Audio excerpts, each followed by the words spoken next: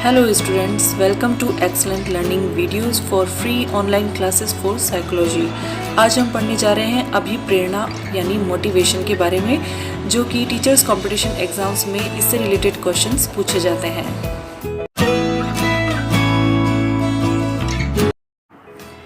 अभिप्रेरणा का अर्थ, meaning of motivation. अंग्रेजी भाषा में मोटिवेशन शब्द जो है ये लैटिन भाषा के शब्द मोटम से या मूवेर से बना है, जिसका अर्थ होता है कार्य को गति प्रदान करना। यानी कि यह जो शब्द हम पढ़ते हैं मोटिवेशन, इसकी जो उत्पत्ति हुई है वह एक लैटिन भाषा के शब्द से हुई, जिसे मोटम कहते हैं या मूवर कहते हैं। इसका मतलब होता है गति, मोशन, और इसका अर्थ होता है कि किसी भी कार्य को गति प्रदान करना। तो यह होता है मोटिवेशन। अब मोटिवेशन के अर्थ को हम और समझ लेते हैं। जो भी व्यक्ति है, प्राणी है, उसकी एक ऐसी अवस्था होती है जिस अवस्था के उत्पन्न होने के कारण वह बेचैनी का अनुभव करता है और इस बेचैनी को दूर करने के लिए विशिष्ट प्रयास करता है। और यह व्यक्ति की एक आंतरिक अवस्था होती है, क्योंकि यह किसी न किसी प्रकार की आवश्यकता या कमी के कारण उत्पन्न होती है, जो व्यक्ति को कार्य करने के लिए प्रेरित करती है।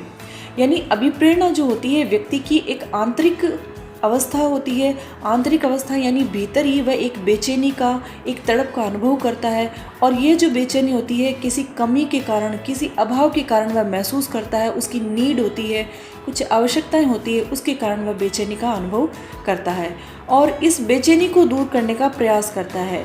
बेचैनी को दूर कैसे प्रयास करता है? वह अपनी आवश्यकताओं की पूर्ति करेगा, या जो उसे कमी महसूस हो रही है, जो अभाव महसूस हो रहा है, उसे पूरा करने की वह विशिष्ट कोशिशें करता है, विशिष्ट प्रयास करता है, जिससे कि उस बेचैनी को दूर कर सके और अपनी आवश्यकताओं की, अपनी कमियों को पूरा कर सके। तो यह होती है अभिप्रेरणा, जो कि व्यक्ति को कार्य करने के लिए प्रेरित करती है। इसलिए अभिप्रेरणा जो होती है ये एक ऐसी आंतरिक अवस्था होती है जो उस व्यक्ति के, जिस व्यक्ति के अंदर यह उत्पन्न होती है, उसे वह सक्रिय बना देती है और उसके व्यवहार होती है उसको एक निश्चित दिशा में उद्देश्य की प्राप्ति के लिए अग्रसर करती है। और जो अभिप्रेरणा को जागृत करते हैं वे जो तत्व होते हैं उन्हें हम अभिप्रेरक कहते हैं। अब ये जो लाइन है कि यह व्यक्ति को सक्रिय बनाती है और उसके व्यवहार को निश्चित दिशा में उद्देश्य की प्राप्ति के लिए अग्रसर करती है। इसका मतलब ये है कि मान लीजिए किसी व्यक्ति को रीट का एग्ज़ाम फाइट करना है, उसे क्लियर करना है, तो उसके लिए सबसे पहले वह अपने उद्देश्य की प्राप्ति के लिए अग्रसर होता है एक निश्चित दिशा में। तो उससे संबंधित वह अपने जो बुक्स है उसको सेलेक्ट करेगा, उससे संबंधित जो स्ट्रेटेजीज़ है उसको सेलेक्ट करेगा और उसके अकॉर्डिंग वह आगे बढ़ेगा। तो यह होगी एक दिशा। यहाँ दिशा कुछ और तो नहीं हो जाती है। ऐसा तो नहीं है कि वह रीट फाइट करना चाहता है, उस एग्ज़ाम को क्लियर करना चाहता है तो वह आईएएस एग्ज़ाम के लिए कार्य करने लग जाएगा या किसी दुकान में जाकर के काम करने लग जाएगा। तो यह तो दिशा नहीं होती है। तो उसकी दिशा क्या हुई कि वह किताबों को इकट्ठा कर रहा है और उसके अकॉर्डिंग ही अपनी रणनीति को बना रहा है। तो जब भी अभिप्रेरणा होती है तो वह व्यवहार जो होता है वह निश्चित दिशा में उद्देश्य की प्राप्ति के लिए ही अग्रसर होता है, और इसे जागृत करने वाले जो तत्व होते हैं वे अभिप्रेरक कहलाते हैं, मोटिव्स कहलाते हैं। अब अभिप्रेरणा के संबंध में जो परिभाषाएं विभिन्न मनोवैज्ञानिकों के द्वारा दी गई, जो बहुत बार एग्जाम्स में पूछी भी गई है, प्रीवियस ईयर के जो एग्ज़ाम हुए हैं, टीचर्स के कंपटीशन एग्ज़ाम्स हुए हैं, उनमें पूछी गई है, उन परिभाषाओं को हम पढ़ लेते हैं। सबसे पहली परिभाषा है गुड के द्वारा दी गई है। गुड महोदय ने कहा था कि अभिप्रेरणा कार्य को आरंभ रखने, जारी रखने और नियमित रखने की प्रक्रिया होती है। यानी अभिप्रेरणा जो होती है, कार्य करने की जो गति होती है, उसको शुरू करने और फिर उसको कंटिन्यू रखा जाता है, नियमित रखा जाता है, उसकी एक प्रक्रिया होती है, वह होती है अभिप्रेरणा। यह कहा था गुड ने। जैसे कि किसी भी उद्देश्य को प्राप्त करने के लिए या जो कमी हम महसूस कर रहे हैं उसको पूरा करने के लिए हमने कोई कार्य आरंभ किया है, फिर वह उसकी उद्देश्य की पूर्ति तब होगी जब हम उसे जारी रखेंगे, नियमित रखेंगे, कंटिन्यू रखेंगे, तब वह अभिप्रेरणा अपना कार्य करेगी। यह बताया था गुड ने। अब आते हैं मैकडूगल। मैकडूगल ने कहा था कि अभिप्रेरणा के शारीरिक और मनोवैज्ञानिक दशाएं होती है जो किसी कार्य को करने के लिए प्रेरित करती है। यानी जब अभिप्रेरणा होती है तो शारीरिक और ये मनोवैज्ञानिक दशाएं होती है, विचारों में भी प्रेरक उत्पन्न हो जाते हैं, शरीर में भी कुछ ऐसी बेचैनी या प्रेरक उत्पन्न हो जाते हैं जो किसी कार्य को करने के लिए हमें प्रेरित करते हैं, किसी कार्य को करने के लिए हमें अग्रसर करते हैं, मोटिवेट करते हैं। तो यह अभिप्रेरणा होती है, ऐसा बताया था मैकडूगल ने। उसके बाद में आते हैं स्किनर ने बताया था कि अभिप्रेरणा अधिगम का सर्वोच्च राजमार्ग होती है। यानी अभिप्रेरणा जो होती है ये अधिगम के मनोविज्ञान में और जो शैक्षिक मनोविज्ञान में एक बहुत ही महत्वपूर्ण भूमिका होती है इसकी, और इसे स्किनर ने तो सर्वोच्च राजमार्ग ही कह दिया। फिर आते हैं वुडवर्थ ने कहा था कि अभिप्रेरणा व्यक्तियों की दशा का वह समूह है जो किसी निश्चित उद्देश्य की पूर्ति के लिए निश्चित व्यवहार स्पष्ट करती है। यानी अभिप्रेरणा जो होती है व्यक्ति की जो दशा है, उसकी जो स्थिति है, चाहे वह कमी का अनुभव कर रहा है या किसी अधिकता का अनुभव कर रहा है, तो इस तरह की जो दशाओं का समूह हो जाता है, खूब सारी जो उसके अंदर मोटिव्स हो जाते हैं, तो वह किसी निश्चित उद्देश्य की पूर्ति के लिए एक निश्चित तरह का व्यवहार करना शुरू कर देता है। यह बताया था वुडवर्थ ने। फिर आते हैं गिलफोर्ड ने कहा था कि अभिप्रेरणा किसी कार्य को प्रारंभ करने और उसे निरंतर बनाए रखने वाली विशेष आंतरिक अवस्था है। गिलफोर्ड की जो डेफिनेशन है वो काफ़ी हद तक गुड की जो डेफिनेशन है उससे मिलती जुलती है, लेकिन डिफरेंस ये है कि इन्होंने कहा है कि यह किसी कार्य को प्रारंभ करना और निरंतर रखना तो होता ही है, लेकिन यह होता है विशेष आंतरिक अवस्था होती है। यह आंतरिक अवस्था के कारण उत्पन्न होने वाली एक मोटिवेशन के कारण उत्पन्न होती है यह घटना, और यह किसी कार्य को प्रारंभ करने और उसे निरंतर बनाए रखती है। अब आता है क्रो की डेफिनेशन। इसके अकॉर्डिंग अभिप्रेरणा से अभिप्राय सीखने में रुचि उत्पन्न करने से, और यह सीखने का अधिकार है। क्रो ने कहा है कि सीखने में जो रुचि उत्पन्न करना होता है वही अभिप्रेरणा होती है। तो ये थी अभिप्रेरणा की परिभाषाएं विभिन्न मनोवैज्ञानिकों के अनुसार। और आइए अब हम चलते हैं, जानते हैं कि अभिप्रेरणा को उत्पन्न करने वाले प्रमुख तत्व कौन से हैं। अब ये जो मोटिवेशन होता है या जो प्रेरणा होती है यह हमें कहाँ से मिलता है, इसके कितने स्रोत होते हैं। तो मुख्यतः इनके 4 स्रोत होते हैं। पहला है आवश्यकताएं, नीड्स, आवश्यकताएं, और दूसरा स्रोत है इसका चालक, जिसे अंतर्नोद भी कहते हैं। कभी कभी एग्ज़ाम में चालक के स्थान पर अंतर्नोद शब्द का भी यूज़ कर लिया जाता है। ड्राइव और उद्दीपन, थर्ड सोर्स जो है उद्दीपन है, यानी इंसेंटिव्स। और फोर्थ सोर्स है प्रेरक, मोटिव्स। तो ये 4 सोर्सेज हैं। इन चारों सोर्सेज को हम समझ लेते हैं कि आवश्यकताएं क्या होती है जिसकी वजह से मोटिवेशन होता है। आवश्यकताएं यानी नीड, प्रत्येक प्राणी में, प्रत्येक व्यक्ति में कुछ मूलभूत आवश्यकताएं होती है, कुछ जैविक आवश्यकताएं होती है जिनका पूरा होना बहुत ज़रूरी होता है, और जिनका यदि पूरा नहीं हो पाता है या जिनका अभाव होता है तो उस स्थिति में शरीर में एक असंतुलन उत्पन्न होने लग जाता है, एक तनाव सा उत्पन्न होने लग जाता है, एक बेचैनी उत्पन्न होने लग जाती है। ये मूलभूत आवश्यकताएं कौन सी है? ये जो बेसिक नीड्स होती हैं, जैसे कि जल है, प्यास लगने पर पानी तो चाहिए ही होता है, वायु है सांस लेने के लिए, भोजन है भूख लगने पर, तो ये जल, वायु, भोजन है, ये हमारी बेसिक नीड्स होती हैं। इन बेसिक नीड्स का पूरा होना बहुत ज़रूरी होता है, और जब ये बेसिक नीड पूरा नहीं होती है, इनका अभाव होता है, इनकी कमी होती है, तो इनको पाने के लिए शरीर में एक बेचैनी उत्पन्न होती है और एक तनाव उत्पन्न होता है, टेंशन उत्पन्न होती है, जिससे हमारे शरीर में एक इम्बैलेंस बन जाता है, असंतुलन उत्पन्न हो जाता है। और उस असंतुलन को दूर करने के लिए फिर जो प्राणी है जिसके अंदर यह असंतुलन उत्पन्न हुआ है, वह उसको पाने के लिए क्रियाशील हो जाता है, क्रिया करने लग जाता है, मोटिव हो जाता है उसके प्रति। अब यदि मान लीजिए कोई व्यक्ति है, उसे भूख लगी है, तो उसे भोजन के लिए, वह भोजन प्राप्त करने के लिए वह कोशिश करने लग जाता है, और जब भोजन उसे मिल जाता है तो उसकी जो क्रियाशीलता उस भोजन को प्राप्त करने के लिए थी वह भी समाप्त हो जाती है और जो शारीरिक तनाव उसके अंदर बन रहा था, जो उसकी आंतरिक अवस्था थी, वह भी समाप्त हो जाती है। तो जो आवश्यकता होती है, जो नीड होती है, वह शरीर की एक ज़रूरत होती है, शरीर में होने वाली, अंदर होने वाली एक कमी है, एक अभाव है, जिसके कारण से शारीरिक असंतुलन उत्पन्न हो जाता है, एक तनाव उत्पन्न हो जाता है। और इस तनाव के कारण, इस तनाव को दूर करने के लिए शरीर कुछ ऐसी क्रियाएं करने के लिए प्रवृत्त होता है जिससे कि उस असंतुलन को समाप्त किया जा सके।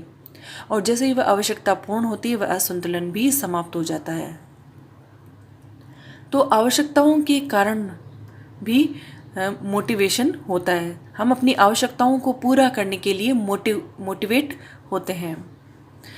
अब नेक्स्ट आता है चालक अंतर्नोद यानी ड्राइव। यह जो प्राणी की आवश्यकताएं होती है, नीड होती है, उनसे संबंधित फिर चालकों का जन्म होता है, अंतर्नोद का जन्म होता है। जैसे कि यदि व्यक्ति को भूख लगी है तो उसमें एक भूख चालक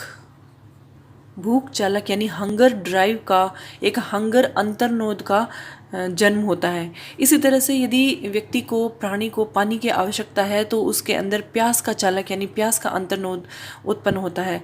तो जिस तरह का अंतर्नोद होता है, जो प्राणी है वह उसी दिशा में एक निश्चित प्रकार का कार्य करने लग जाता है, व्यवहार करने लग जाता है। जैसे प्राणी को यदि भूख लगी है तो वह उसको प्राप्त करने के लिए कार्य करने लग जाता है। जैसे कि भूख को समाप्त करने के लिए, मान लीजिए आप पढ़ाई कर रहे हैं, आपको भूख लगी है, तो आप सबसे पहले किचन में जाएंगे, वहाँ अपने खाने का सामान ढूंढेंगे। यदि खाना बना हुआ है तो तुरंत खा लेंगे, नहीं तो आप अपना कुछ खाना बना करके खाएंगे। तो उसी संबंध में कार्य करने लग जाता है। इसी प्रकार से प्यास लगने पर पानी की बोतल खोल के पानी पीना, तो उसी से संबंधित व्यवहार उत्पन्न करते हैं। तो भूख चालक जो होता है उसे भोजन को पाने के लिए प्रेरित करता है, प्यास चालक जो होता है वह पानी को पाने के लिए प्रेरित करता है। इसी तरह से जो चालक है, जो अंतर्नोद है, ड्राइव है, ये एक आंतरिक क्रिया होती है, एक आंतरिक दशा होती है जो प्राणी को एक विशेष प्रकार का व्यवहार, एक निश्चित दिशा में एक व्यवहार करने के लिए प्रेरित करती है। तो ये हो गया चालक अंतर्नोद। इसका अर्थ हम समझ चुके हैं। उद्दीपन यानी इंसेंटिव्स। यदि किसी वस्तु की आवश्यकता उत्पन्न हो जाती है तो उसे पूरा करने के लिए फिर उसमें यह चालक उत्पन्न हो जाता है। जैसे कि एक चालक है भूख चालक। अब भूख चालक को कैसे समाप्त किया जाएगा? जब भोजन प्राप्त होगा तब उसे संतुष्ट किया जा सकता है। इसी प्रकार से प्यास चालक है, तो प्यास चालक को कब संतुष्ट किया जा सकता है? जब पानी की पूर्ति हो जाती है। अब नेक्स्ट आता है उद्दीपन या इंसेंटिव्स।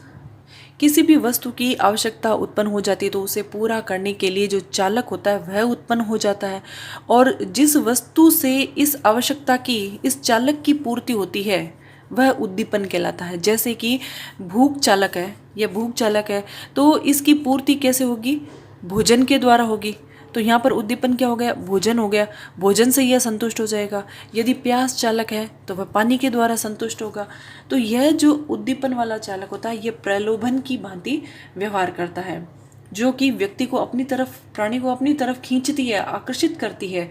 और ये क्यों आकर्षित करती है? क्योंकि प्राणी को पता है कि इसकी पूर्ति हो गई तो प्रणोद में कमी आएगी, जो अंदर उसकी आंतरिक अवस्था है, जो तनाव है शरीर का, वह समाप्त हो जाएगा, उसको संतुष्टि हो जाएगी। जैसे कि प्यासे व्यक्ति है, उसके लिए पानी ही लक्ष्य होता है, पानी ही उसका प्रोत्साहन होता है, वह पानी को पाने के लिए ही प्रयास करता है, क्रियाशील होता है। तो पानी जब प्राप्त हो जाएगा तो उसकी तनाव की स्थिति भी कम हो जाएगी। अब यदि उसे प्यास लगी है और प्यासा है वह व्यक्ति, यदि पानी नहीं दिया उसे और भोजन दे दिया तो उसकी प्यास नहीं बुझेगी और उसका जो अंतर्नोद है, जो प्रणोद है, उसमें कोई कमी नहीं आएगी।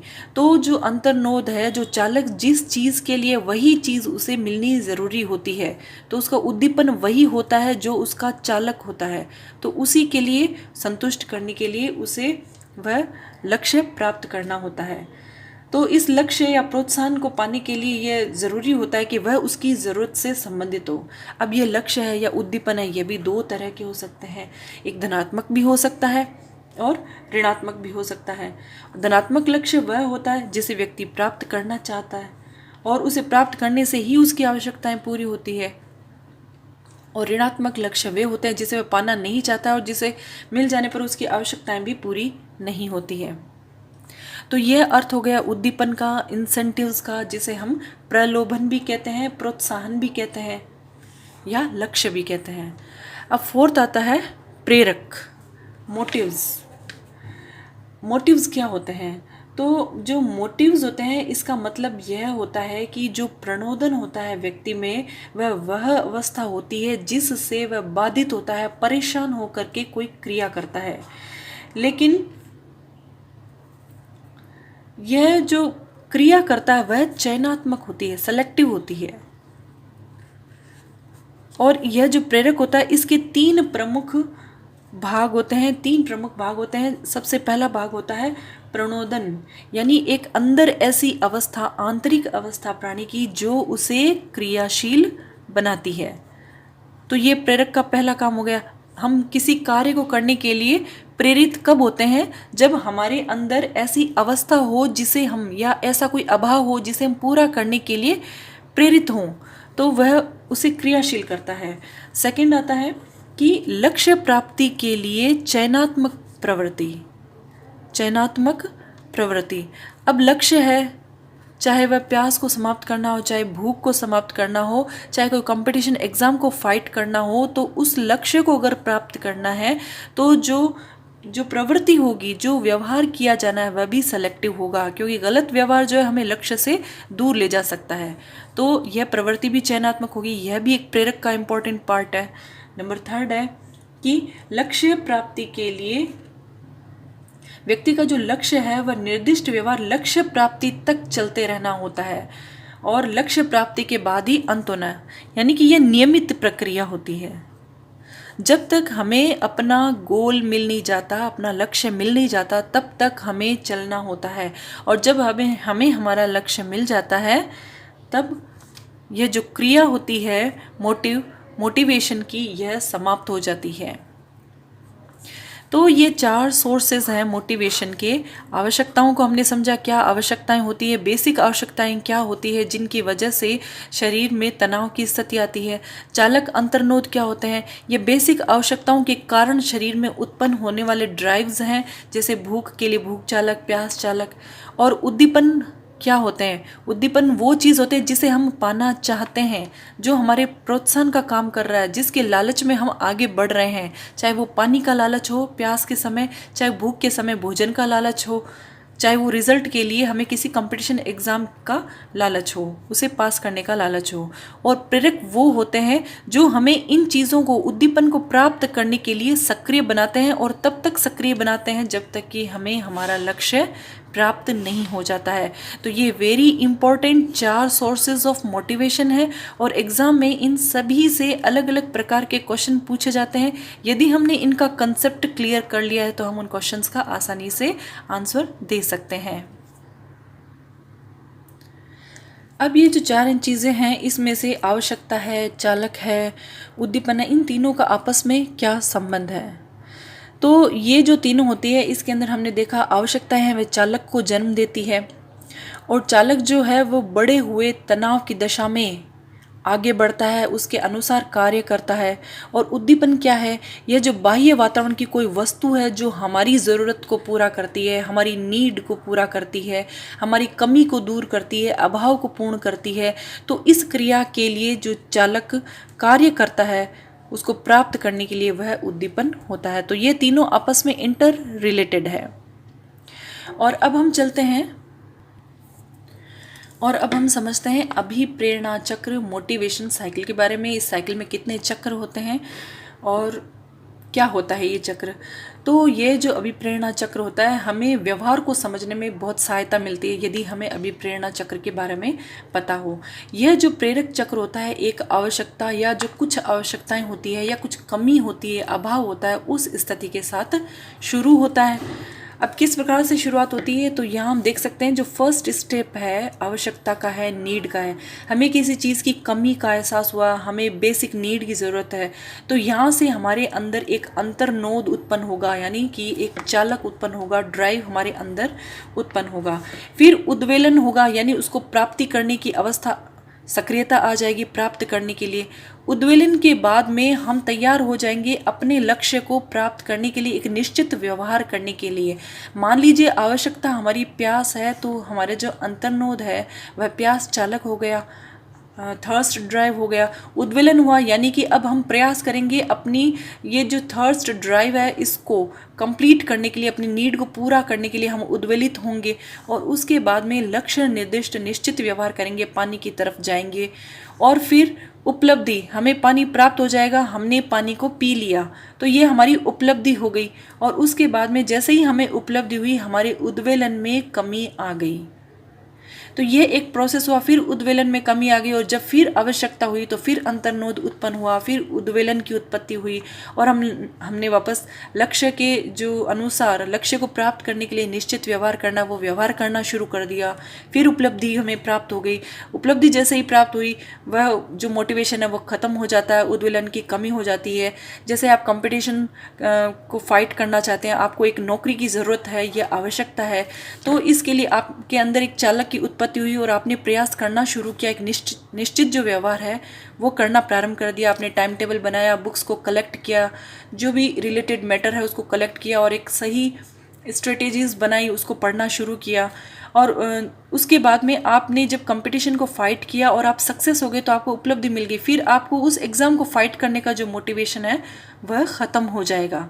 तो यह जो चक्र होता है, जो एक आवश्यकता या कई आवश्यकताओं के साथ शुरू होता है, इसे हम कहते हैं मोटिवेशन साइकिल या अभिप्रेरणा चक्र। बहुत इंपॉर्टेंट है, बहुत बार एग्ज़ाम में इसके साइकिल के बारे में पूछ लिया जाता है कि इस स्टेप के बाद में कौन सा स्टेप आएगा। तो यह हो गया अभिप्रेरणा चक्र। हम पढ़ेंगे अभिप्रेरणा अध्ययन के उपागम क्या है, यह भी बहुत इंपॉर्टेंट है। तो सबसे पहले हम लेते हैं मनोविश्लेषणात्मक उपागम को। मनोविश्लेषणात्मक उपागम है, इसके अंदर कोई व्यक्ति है, कोई भी प्राणी है, चाहे वो पशु है, तो उसके अंदर एक विशेष प्रणोद की अवस्था उत्पन्न होती है या पाई जाती है, प्रणोद की अवस्था होती है। और इस अवस्था में वह जो प्राणी होता है, तो उसकी शारीरिक आवश्यकता को पूरा करने के लिए एक बाह्य उद्दीपक होता है। बाह्य उद्दीपक, यह बाह्य उद्दीपक के कारण उत्पन्न होने वाली प्रणोद अवस्था होती है। और इस अवस्था में इस बाह्य उद्दीपक को प्राप्त करने के लिए वह व्यक्ति या प्राणी बहुत ज़्यादा क्रियाशील हो जाता है और उद्देश्यपूर्ण व्यवहार हो जाता है। यानी उसका व्यवहार इस तरह से होता है कि जिससे हर हाल में उसका उद्देश्य पूरा हो जाए, और वह एक निश्चित लक्ष्य, अपने लक्ष्य तक यानी इस उद्दीपक तक पहुंचने के लिए एक निश्चित तरह का व्यवहार करने लग जाता है। इसके भी 4 स्टेप्स हैं। ये 4 स्टेप ये हैं कि नंबर एक है कि इसमें एक प्रणोद की अवस्था होती है, यानी एक चालक की, एक तनाव की स्थिति इसके अंदर होती है, जो कि शारीरिक आवश्यकता के कारण भी उत्पन्न होती है, या कोई जो बाह्य उद्दीपक है उसको प्राप्त करने के लिए भी, बाह्य उद्दीपक जो है उसे प्राप्त, इन या तो शारीरिक आवश्यकता के कारण या बाह्य उद्दीपक को प्राप्त करने के कारण यह उसके अंदर प्रणोद अवस्था उत्पन्न होती है। फिर सेकंड है कि जब प्रणोद अवस्था उत्पन्न हो गई, तो वह व्यक्ति, वह प्राणी या जो पशु है, वह व्यवहार कैसा करेगा, वह लक्ष्य निर्धारित व्यवहार करना शुरू कर देता है, लक्ष्य निर्धारित व्यवहार करना शुरू कर देता है, यानी कि उसके व्यवहार को एक निश्चित दिशा मिल जाती है।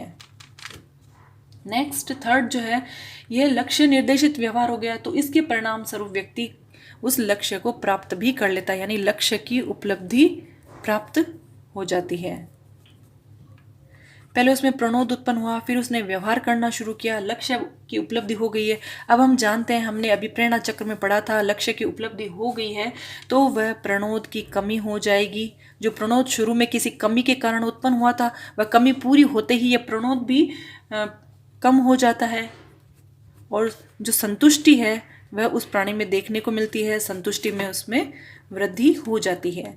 तो ये 4 स्टेप में दिया गया है मनोविश्लेषणात्मक उपागम। नेक्स्ट आता है जीव पारिस्थितिकात्मक उपागम। यह जो होता है, यह एक प्राणी शास्त्र की, जूलॉजी की एक ब्रांच है।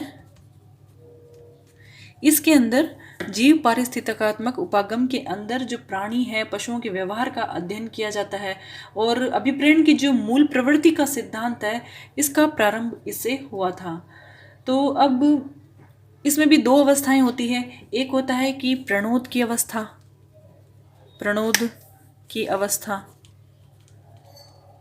जिसमें जो पशु होता है, जो प्राणी होता है, वह एक निश्चित व्यवहार करने के लिए प्रेरित होता है किसी साधन की प्राप्ति के लिए। और दूसरा होता है निश्चित क्रिया पैटर्न, निश्चित क्रिया पैटर्न।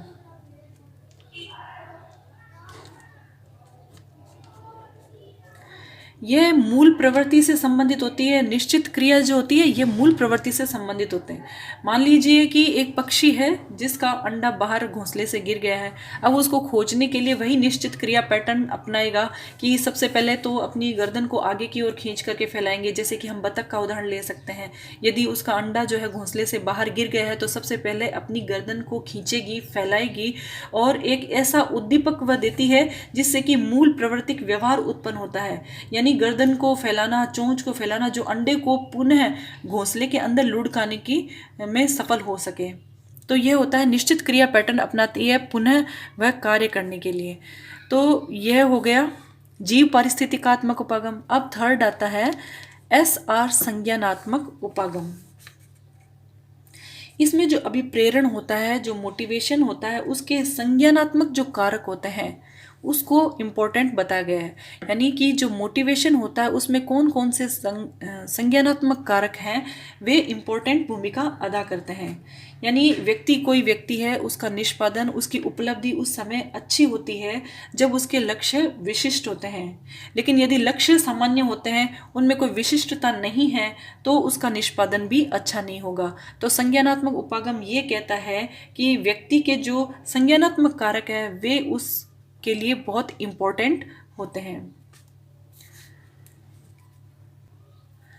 अब नेक्स्ट उपागम आता है मानवतावादी उपागम।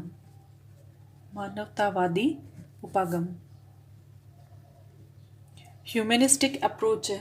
तो ह्यूमनिस्टिक अप्रोच का नाम आते ही हमने व्यक्तित्व में भी पढ़ा था। एक वैज्ञानिक है जिनका नाम हमारे दिमाग में आता है अब्राहम मैस्लो।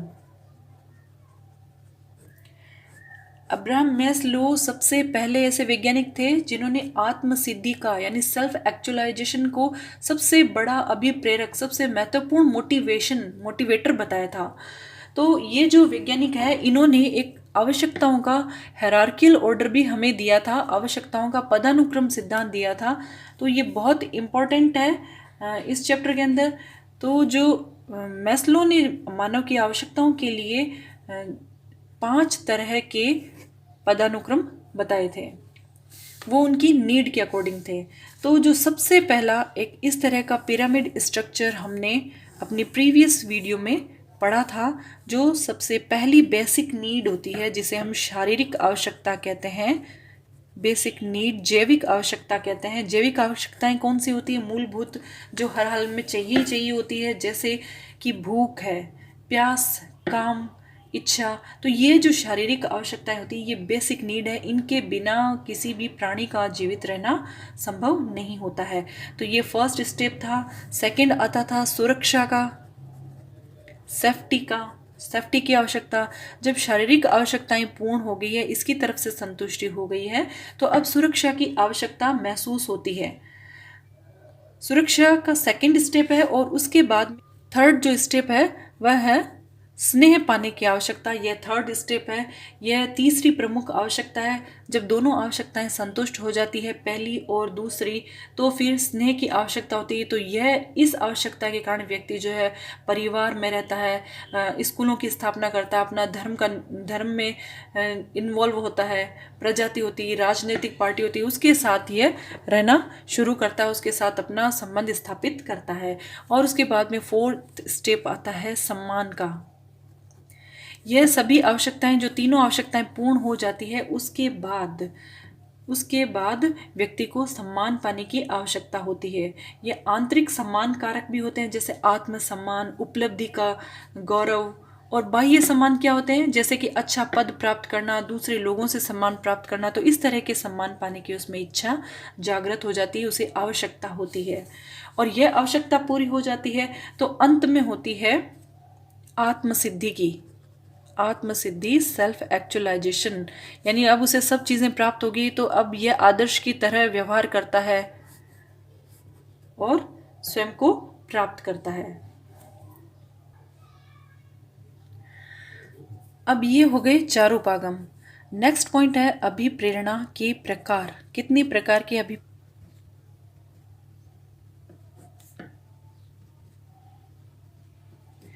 अभिप्रेरणा जो होती है मुख्यतः दो तरह की होती है। नंबर 1 सकारात्मक प्रेरणा और सेकंड है नकारात्मक प्रेरणा। एग्जाम में इनसे रिलेटेड क्वेश्चन भी पूछ लिए जाते हैं कि कौन सी सकारात्मक प्रेरणा है, कौन सी नकारात्मक है, अभिप्रेरणा के कितने प्रकार हैं। तो आइए अब हम इनको समझ लेते हैं कि क्या होती है सकारात्मक और क्या होता है नकारात्मक प्रेरणा। तो जो सकारात्मक प्रेरणा होती है उसके अंदर जब कोई विद्यार्थी है कोई कार्य को करता है तो वह अपनी इच्छा से करता है, अपनी अभिरुचि से करता है। उस कार्य को करना उसे अच्छा लगता है, उसे सुख का अनुभव देता है, संतुष्टि का अनुभव देता है। जैसे टीचर्स है वो विभिन्न कार्यक्रम जो स्कूलों में करते हैं और वैसी ही कंडीशन बनाते हैं ताकि बच्चा प्रेरित होकर के वैसा कार्य करने लग जाए, तो यह जो है सकारात्मक प्रेरणा देता है। अब ये जो सकारात्मक प्रेरणा होती है इसका दूसरा नाम है आंतरिक प्रेरणा। यह भीतर से उत्पन्न होती है, इसे बाहर से नहीं देखा जा सकता है। और अब नकारात्मक प्रेरणा सकारात्मक के विपरीत होती है। इसके अंदर कोई विद्यार्थी है कोई कार्य को जब करता है तो वह अपनी इच्छा से नहीं करता है बल्कि किसी बाह्य इच्छा से करता है, किसी के कहने पर करता है, चाहे वो पेरेंट्स हो चाहे स्कूल के टीचर्स हो। तो जब वो उनके द्वारा कहे हुए कार्य को उनके कहने पर करता है तो यह नकारात्मक प्रेरणा होती है। और इसका दूसरा नाम है बाह्य प्रेरणा। जैसे शिक्षक उसे ऐसे लगता है विद्यार्थी को यदि वह ऐसा कार्य करेगा तो उसे शिक्षक से प्रशंसा मिलेगी, अपने आसपास के लोगों से तारीफ मिलेगी, तो वह कार्य करता है। तो ये एक बाह्य प्रेरक इसमें काम कर रहे हैं। पुरस्कार के लालच में भी मान लीजिए किसी विद्यार्थी को कह दिया गया है अपनी कक्षा में प्रथम आने पर उसे मनचाहा पुरस्कार दिया जाएगा तो वह उसके लिए क्रियाशील हो जाता है। तो यह उसमें एक आंतरिक प्रेरणा नहीं थी बल्कि उसके अंदर बाह्य प्रेरणा थी। यह जो प्रेरणा होती है यह नकारात्मक प्रेरणा होती है। अब ये जो दोनों प्रेरणा होती है इसमें जो ज़्यादा इफेक्टिव मोटिवेशन होता है वह सकारात्मक प्रेरणा होती है। जो उसके अंतर मन से जो कार्य कर रहा है वह ज़्यादा इंपॉर्टेंट होता है और लॉन्ग टाइम तक इफेक्टिव होता है। लेकिन कभी कभी क्या होता है कि नकारात्मक प्रेरणा दे दी जाती है तो इसमें विद्यार्थी कार्य तो करते हैं लेकिन एक समय बाद जाकर के उनमें एक अरुचि उत्पन्न हो जाती है, वितृष्णा उत्पन्न हो जाती है और वह कार्य को पूर्ण करने के लिए कोई गलत तरीका भी अपना लेता है। उसे ऐसा लगता है कि बस मुझे किसी भी हाल में इस कार्य को पूरा करना है, क्योंकि इंटरनल मोटिवेशन तो है नहीं, सेल्फ से तो वो कर नहीं रहा, किसी के कहने से कर रहा है। तो इसीलिए आंतरिक प्रेरणा से यदि सफलता प्राप्त होती है तो वह ज़्यादा इंपॉर्टेंट है उसकी तुलना में बाह्य प्रेरणा की तुलना में। तो सबसे पहले तो प्रयास यही किए जाना चाहिए, टीचर के लिए यही प्रयास होना चाहिए कि वह विद्यार्थियों के अंदर एक आंतरिक प्रेरणा को उत्पन्न करे, एक सकारात्मक प्रेरणा को उत्पन्न करे, जिससे कि विद्यार्थी स्वयं प्रोत्साहित हो किसी कार्य को करने के लिए, आगे बढ़ने के लिए। अब है प्रेरकों का वर्गीकरण। तो जो दो मुख्य वर्ग हैं वह सबसे पहला है जन्मजात प्रेरक है पहला, और दूसरा है अर्जित प्रेरक। जन्मजात प्रेरक वे होते हैं जो मनुष्य के अंदर जन्म से ही पाए जाते हैं और इस कारण जन्म से ही होते हैं, इस कारण इन्हें शारीरिक प्रेरक भी कहते हैं और जन्मजात प्रेरक को प्राथमिक प्रेरक भी कहते हैं। जो भी व्यक्ति है, प्राणी है, वह जीवित रहने के लिए इन प्रेरकों की पूर्ति करता है। तो जो जन्मजात प्रेरक होते हैं वे जीवन का आधार होते हैं, बेसिक्स होते हैं, इन्हें जैविक आवश्यकताएं भी कहते हैं। अब ये जन्मजात प्रेरक कौन कौन से हैं? जैसे भूख, प्यास, काम, नींद, प्रेम, क्रोध, मल मूत्र, त्याग। तो ये जन्मजात पाए जाते हैं। नेक्स्ट आता है अर्जित प्रेरक। अर्जित प्रेरक कौन से होते हैं? ये जो मनुष्य में, प्राणी में जन्म से नहीं होते हैं बल्कि वातावरण के संपर्क में आने पर वह अर्जित करता है, बाहर से प्राप्त करता है, इसीलिए अर्जित प्रेरक कहलाते हैं। और यह भी दो तरह के होते हैं, जैसे कि सामान्य सामाजिक प्रेरक और दूसरा है व्यक्तिगत प्रेरक। सामान्य सामाजिक प्रेरक है सामुदायिकता, आत्मस्थापन, अर्जनात्मक, युयुत्सा। तो ये सामाजिक प्रेरक होते हैं जिन्हें वह बाहर से अपनी परिस्थितियों के अनुसार प्राप्त करने के लिए प्रयास करता है। और व्यक्तिगत प्रेरक कौन से होते हैं, कौन से पर्सनल मोटिव्स होते हैं?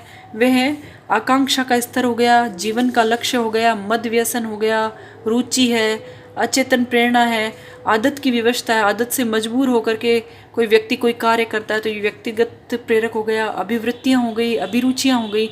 तो यह एक वर्गीकरण है प्रेरकों का कि जिसके अंदर बताया गया कि 2 प्रकार के हैं, जन्मजात, अर्जित, और अर्जित भी फिर 2 प्रकार के हैं, सामाजिक प्रेरक, व्यक्तिगत, और ये इनके प्रकार दिए गए हैं। अब जो अर्जित प्रेरक हैं उनको हम संक्षिप्त में जान लेते हैं ये क्या होते हैं, क्योंकि एग्जाम में डिटेल में भी पूछ लिया जाता है। तो सबसे पहले आकांक्षा का स्तर। अपने जीवन में प्रत्येक व्यक्ति होता है, उसकी कोई न कोई आकांक्षा होती है, कुछ न कुछ इच्छा ज़रूर होती है और वह उस अपनी इच्छा को प्राप्त करना चाहता है, अपनी जो आकांक्षा का लेवल है उसे प्राप्त करना चाहता है और उसके लिए वह विशिष्ट प्रयास भी करता है। और ये जो आकांक्षा का लेवल होता है, स्तर होता है, यह उस व्यक्ति के लिए प्रेरक का कार्य करता है। जैसे मान लीजिए किसी व्यक्ति का आकांक्षा स्तर है कि मुझे ये एग्ज़ाम फाइट करके इसे क्लियर करना है, तो उसका जो आकांक्षा का स्तर है वही उसे प्रेरणा का काम करता है कि मुझे इस तरह से तैयारी करनी है, इतने घंटे पढ़ाई करनी है और किस तरह से मुझे पेपर सॉल्व करने हैं। तो यह एक अर्जित प्रेरक की भांति कार्य करता है। आकांक्षा के स्तर अलग अलग होते हैं तो उनसे संबंधित जो प्रेरक होते हैं वे भी अलग अलग तरह की प्रेरणा देते हैं। अब नेक्स्ट है जीवन लक्ष्य। अब कोई भी व्यक्ति है उसका कोई न कोई लक्ष्य भी ज़रूर होता है और वह लक्ष्य को प्राप्त करने के लिए कोशिश भी करता है, प्रयास भी करता है और जिस प्रकार से लक्ष्य निर्धारित करता है उसी के अनुसार ही वह प्रयास भी करता है।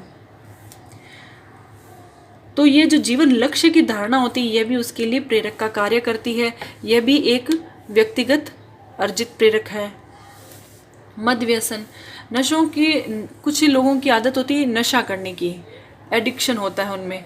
तो इससे जो व्यक्ति ये नशा करते हैं उसके लिए बहुत ही प्रेरक का कार्य करता है कि उससे संबंधित जो वस्तु है उसे मिल जाए और जिससे वह अपना संतुलन बनाए रखे, अपना शांति को नहीं खोए। यदि यह उसे प्राप्त नहीं होता है तो वह शांति खो बैठते हैं, खिन्नता का अनुभव करते हैं और ऐसा कोई भी कार्य कर गुजरते हैं जिससे कि वह वस्तु उसे प्राप्त हो जाए।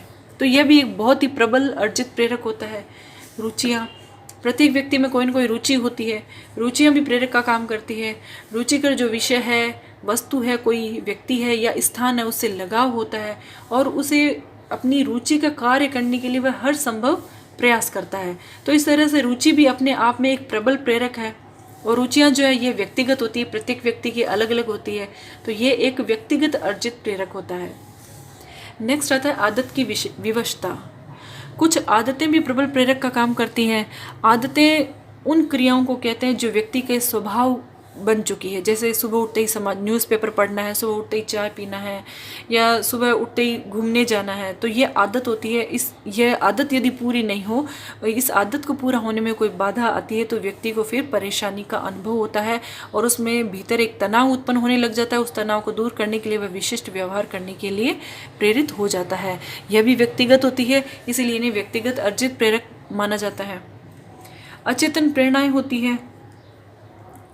अचेतन प्रेरणाओं के अंदर व्यक्ति को पता ही नहीं होता है और वह विशिष्ट कार्य करने के लिए प्रेरित होता है, सृजनात्मक कार्य करने के लिए भी प्रेरित हो जाता है। तो ये भी व्यक्तिगत प्रेरक होता है।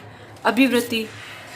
प्रत्येक व्यक्ति है, मनुष्य है, उनके जीवन में कुछ वस्तुओं, कुछ कार्यों को, कुछ व्यक्तियों के प्रति अपनी कुछ धारणाएं बना लेता है।